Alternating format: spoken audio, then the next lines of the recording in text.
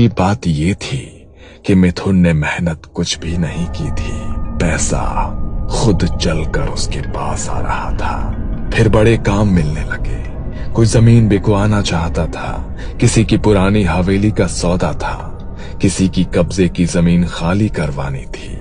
जहां दूसरे लोग महीनों अटक जाते, वहां मिथुन 2 बातों में काम निपटा देता और हर सौदे के बाद पैसा मिलता, ढेर सारा पैसा। कुछ ही महीनों में उसने नया घर बनवा लिया। पुराना टपकती छत वाला मकान अब सिर्फ याद बन चुका था। नया घर, ऊंची दीवारें, चमचमाता फर्श और ऐसी छत जो ऊपर देखकर दिखाई भी ना दे। फिर एक दिन नई गाड़ी खरीद ली। उसी गाड़ी में बैठकर मिथुन राजन के घर पहुंचा। इंजन की आवाज सुनकर राजन बाहर आया। देखा, कहा था ना, सब हो जाएगा। राजन मुस्कुराया। वो खुश था, सच में खुश, लेकिन दिल के किसी कोने में एक अजीब सी घबराहट थी। राजन उसे घर के अंदर ले गया, चाय बनाई। ये पहली बार था जब मिथुन राजन के घर आया था। चाय पीते पीते मिथुन ने कहा, राजन, तू और भाभी संडे को मेरे घर खाना खाने आओगे? कोई बहाना नहीं चलेगा। राजन ने मुस्कुराकर हाँ कर दी।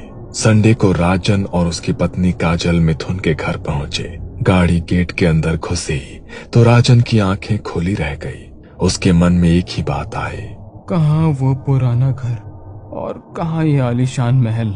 घर में कदम रखते ही नौकरों ने खातिरदारी शुरू कर दी। पानी, शरबत, फल, हर चीज बिना पूछे सामने। तभी मिथुन कमरे से बाहर आया। राजन उसके लिए मिठाइयों का डब्बा लाया था। अरे, ये सब लाने की क्या जरूरत थी? तू तो मेरा भाई है। मिथुन ने नौकरों को हुक्म दिया, राजन और भाभी को जो चाहे वो खिलाओ, किसी भी चीज की कमी नहीं होनी चाहिए। थोड़ी देर में ढेर सारी डिशेस आ गई। तीनों मजे से खाना खाने लगे। हंसी, पुरानी बातें और सुकून। पर राजन के मन में एक सवाल अब भी अटका था। मिथुन, ये सब कैसे हुआ? वो क्रिया? मिथुन ने खाना रखते हुए कहा, उसी की वजह से तो सब हुआ। मैंने कहा था ना, एक बार वो क्रिया कर लूं तो सब सही हो जाएगा। फिर हंसकर बोला, देख, आज पार्टी भी मिल रही है। खाना खत्म हुआ।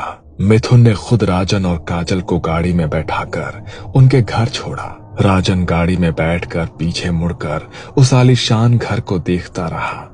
उसके चेहरे पर मुस्कान थी, लेकिन दिल में एक अजीब सी बेचैनी, क्योंकि जिस तरक्की में मेहनत ना हो उसमें अक्सर कोई और कीमत चुकानी पड़ती है। और मिथुन वो